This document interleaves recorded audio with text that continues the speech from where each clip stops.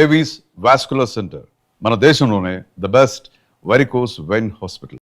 బయటికి వచ్చి రాగానే రివ్యూస్ మొదలు పెట్టామబ్బా. బిగ్ బాస్ మీద రివ్యూస్ స్టార్ట్ చేసాం. తనుజ మీద ముద్దు బిడ్డ, సామ ముద్దు బిడ్డ, ఈ కామెంట్లు అన్నీ అంటే అది నువ్వు డైరెక్ట్గా ఓపెన్గా మాట్లాడేసావు అనమాట. అంటే అప్పుడే వెళ్ళిన కంటెస్టెంట్, అదే సీజన్ కంటెస్టెంట్ అలాగ వచ్చి చెప్పడం నీకేం ఇంపాక్ట్ రాలేదా, అవ్వలేదా?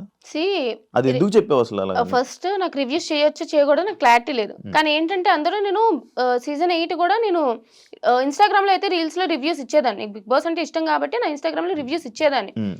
5 weeks అయ్యింది వచ్చేసిన బయటికి. 6th 7th వీక్ ఇంకా అప్పుడు ఆ టైంలో ఇవ్వాలనిపించలే. బట్ నాకు చాలా మంది చెప్పారు, నా ఫ్రెండ్స్ చెప్పారు, ఏముంది నువ్వు దగ్గర నుంచి చూసావు కదా, రివ్యూస్ ఇచ్చుకో, నీ గ్రోత్ కూడా ఉంటుంది, డెవలప్ చేసుకో, నీ వల్ల ఇంకా బిగ్ బాస్ హౌస్ ఎట్లా ఉంది, ఎవరు ఎట్లా ఉన్నారో తెలుస్తుంది, చెయ్యి అంటే సరే చేసా.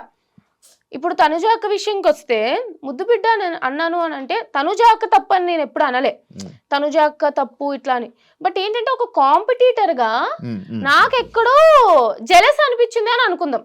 పోనీ జెలస్ అని అంటారు చాలా మంది, నిజంగానే ఇప్పుడు సంథింగ్ ఏదో ఒకటి నేనున్నాను ఇక్కడ, నా కాంపిటీషనే పక్కన ఉంది, సో కొంచెం తనకి ఏదో ఒకటి అవకాశాలు వస్తున్నాయి, తన టాలెంట్ ప్రూవ్ చేసుకోవడానికంటే అరే నాకు రావట్లేదే అని అనిపిస్తుంది కదా. సో ఆ విషయంలో అరే నాకు రావట్లేదు తనకు వచ్చింది అని ఉద్దేశంతో చెప్పా, అంతే తప్ప ఆమె తప్పు లేదు తనకు ఛాన్సెస్ రావడం, అలా అని చెప్పి నాది కూడా తప్పు కాదు. బట్ రివ్యూస్ లో నాకు ఇట్లా అనిపించింది అని చెప్పాను అంతే. అంటే ఇప్పుడు అండ్ ఇంకోటి, ఈ మీ సీజన్ లో ఈ Kalyan Tanuja genuine love friendship, friendship, pure friendship guys. వాళ్ళిద్దరు చాలా బాగున్నారు, మంచిగా ఉన్నారు, మీరు కొట్టుకోకండి. తనుజ కళ్యాణ్ ఇద్దరు కూడా చాలా చాలా చాలా బాగున్నారు. కాజా ఫ్యాన్స్ హ్యాపీగా ఉండండి. కాజా ఫ్యాన్సే కదా అంటారు కాదా? నాకు తెలియదు. కళ్యాణ్ తనుజ ఫ్యాన్స్ కాదా? కళ్యాణ్ తనుజ కాజానా అనుకుంటా, నాకు తెలియదు, నేను అదే అనుకుంటా. నువ్వు క్రియేట్ చేసావే? కాదు ఫ్యాన్స్ పేరే ఫ్యాన్ పేజ్ అని విన్నాను నేను, తెలియదు. Okay okay okay. I guess so. ఎలా ఉంది నీకు ఈ ఫ్యాన్ వార్స్ ఇవన్నీ బయట? చూసాను కదా నేను, బిగ్ బాస్ 8, బిగ్ బాస్ 7 మీ మీద జరుగుతున్నప్పుడు చేసుకొని నేను వదిలేస్తాను. నేను కమెంట్స్ గురించి ఎక్కువ పట్టించుకోను అబ్బా. అరే నేను అసలు నెగిటివ్ కమెంట్లు పెట్టారు ఇది నేను నవ్వుకుంటాను. ఎప్పుడైనా నేను ఒకసారి పోస్ట్ పెట్టాక మూడు వచ్చింది అనుకో, ఒక హాఫ్ అన్ అవర్ అయ్యాక అన్ని ఒకే ఒక పోస్ట్కి ఎప్పుడో ఒకసారి ఒక 30 సంవత్సరాలు 40 సంవత్సరాలు అన్నట్టు ఒక్కొక్క పోస్ట్ కమెంట్లకి రిప్లై ఇస్తావరే ఇది అని చెప్పి, అంతే తప్ప నేను పట్టించుకోను పెద్ద. మీ సీజన్ లో నీకు నచ్చని కంటెస్టెంట్ ఎవరు? నచ్చనియా? ఎవరు నచ్చకుండా లేరు, అందరూ ఇష్టమే. నచ్చకుండా ఎవరు ఉండరు. అదేంటి ఏమంటారు, వాళ్ళకి ఏమైనా నాతో శత్రుత్వం ఉండడానికి మీ ఇద్దరం ఏమైనా ఎప్పటి నుంచో కొట్టుకుంటున్నామా? హౌస్ లో నీకు నచ్చని కంటెస్టెంట్? హౌస్ లో నచ్చని కంటెస్టెంట్ ఎవరు లేరు. హౌస్ లో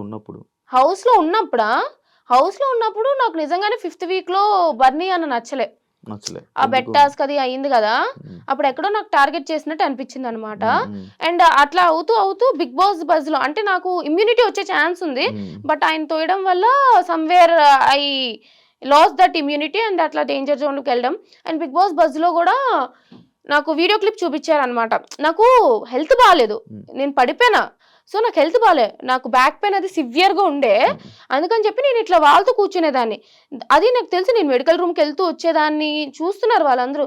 బట్ ఆ అంత యాటిట్యూడ్తో కూర్చుంది చూసావా అని అన్నప్పుడు అతనికి ఇంత బ్యాడ్ ఒపీనియన్ ఉందా అని చెప్పి నాకు అప్పుడు నచ్చలేదు. కానీ బట్ తర్వాత ఆయన నిజంగానే జెన్యూన్గా అపాలజైజ్ చేశారు.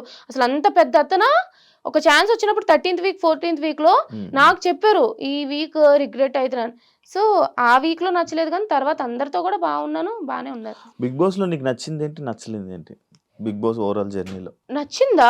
బాగుంటది ఎక్స్పీరియన్స్. ఇట్స్ లైక్ అసలు బయట ప్రపంచం వేరు, లోపల వేరు. అసలు కొన్నిసార్లు మనం ఫేసెస్ కూడా మర్చిపోతాం, బయట ఉన్న వాళ్ళ నేమ్స్ మర్చిపోతాం. It's completely different. నాకు నిజంగా చాలా ఎంజాయ్ చేసా. నచ్చలేదు ఏంటంటే బోర్ కొడుతుంది కొన్నిసార్లు. ఇప్పుడు టాస్క్లు చేసేటప్పుడు ఆ బ్లైండ్స్ కి వచ్చేసి పడుకోకూడదు, బయట వాళ్ళ గురించి మాట్లాడకూడదు, పోనీ ఇంట్రెస్టింగ్ ఏదైనా కొంచెం మాట్లాడదామంటే అన్ని కూడా మాట్లాడకూడదు, పోనీ ఏమైనా కొంచెం స్పైసీగా మాట్లాడదామంటే కెమెరాలు ఉంటాయి, ఏం మాట్లాడతాం. హౌస్ లో వాళ్ళ గురించి మాట్లాడితే మళ్ళీ అది ఒక పెద్ద కాంట్రవర్సీ టాపిక్ అవుతుంది. సో బోర్ కొట్టేది, నిద్రపోకూడదు, చాలా ఒక 2-3 గంటలు లోపలే కూర్చునే వాళ్ళం కదా, అది నచ్చేది కాదు.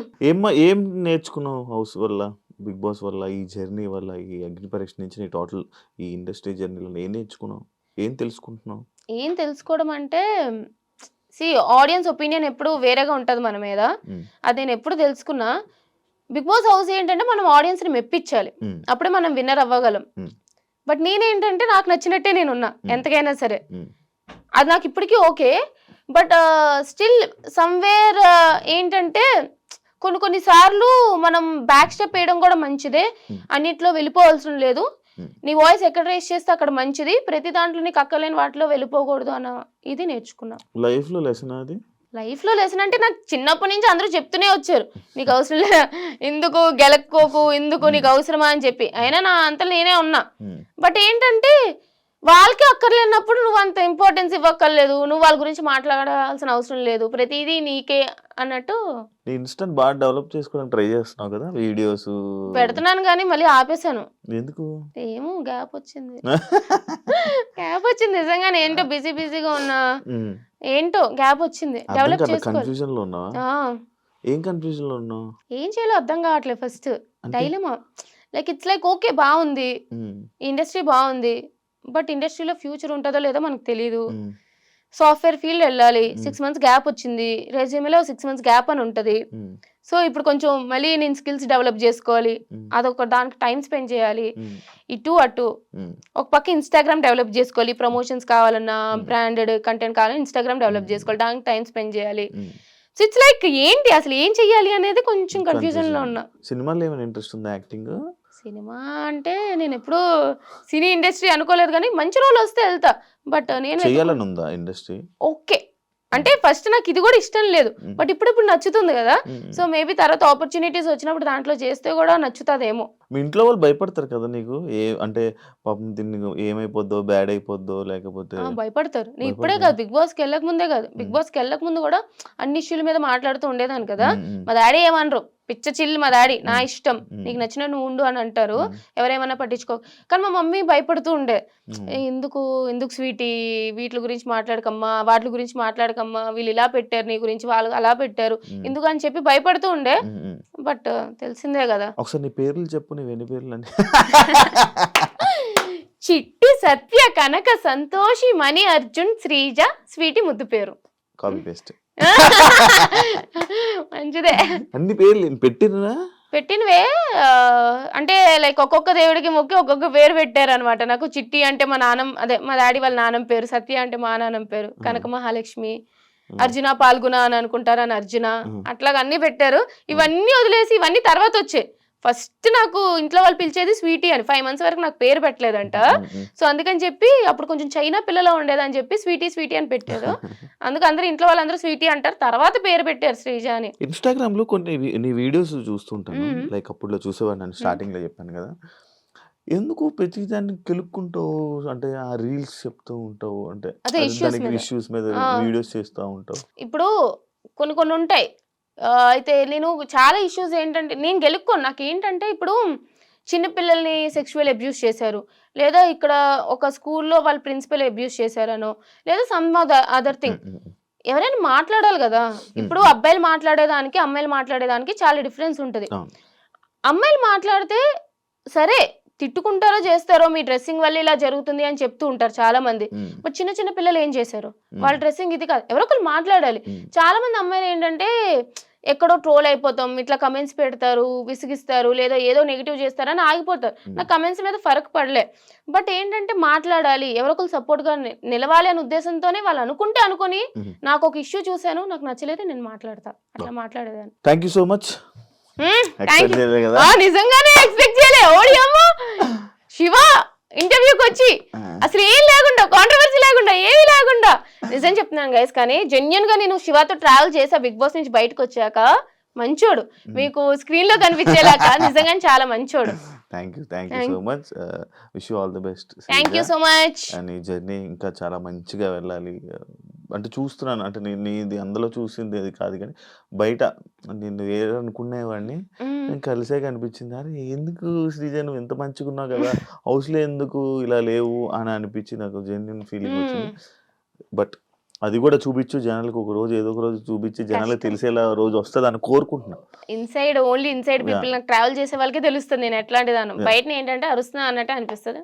బట్ ఓకే, నువ్వు అనుకున్నది జరగాలని, హ్యాపీగా ఉండాలని, చాలా ఇంపార్టెంట్. నువ్వు అనుకున్న ప్రతి ఒక్కటి సక్సెస్ అవ్వాలని wish you all the best and thank you congratulations. So much Shiva. Thank you so much.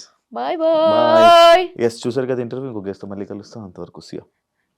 And for more videos, Please subscribe to iDream. Please subscribe to iDream. Please subscribe iDream. And please subscribe to iDream. For more videos, subscribe to iDream. please like, share and subscribe to the channel. Congratulations, iDream. Subscribe to iDream. Subscribe to iDream.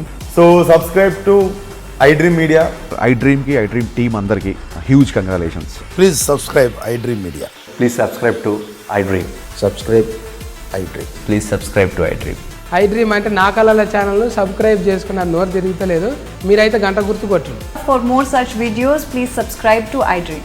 Subscribe to iDream. Please subscribe to iDream. Please subscribe iDream Media. Please do subscribe to iDream. Please subscribe to iDream Media. For best entertainment and information, please subscribe iDream. And don't forget to subscribe to iDream.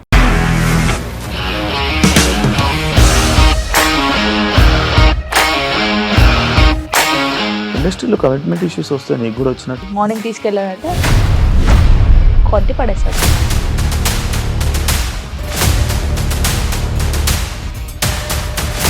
ఒక్కళ్ళు కూడా చూడలేదు ఈ cinema అని చెప్పడానికి కూడా చాలా ధైర్యం కావాలి. అది నిజం కదా, దాంట్లో ధైర్యం ఏంటి? ఇది నెక్స్ట్ డే ప్లేట్ మార్చేస్తే తప్పు కదా. As of now, we are comfortable this అని నేను అనుకుంటున్నాను. రష్మిక గారిది మీది ఒకే ఊరంట కదా? నీకు కోపం వచ్చిందంటే బాగా తిట్టేత్తరా? తిట్టేద్దామండి. నిజంగా గేమ్ ని ఎలా చేంజ్ చేయగలిగారు? ఏపీఎస్ఎఫ్సి వాళ్ళకి 6 నెలల్లో నేను 6 లక్షలు కట్టా. బిజినెస్ చేయాలనుకుంటే it is as difficult as riding a tiger.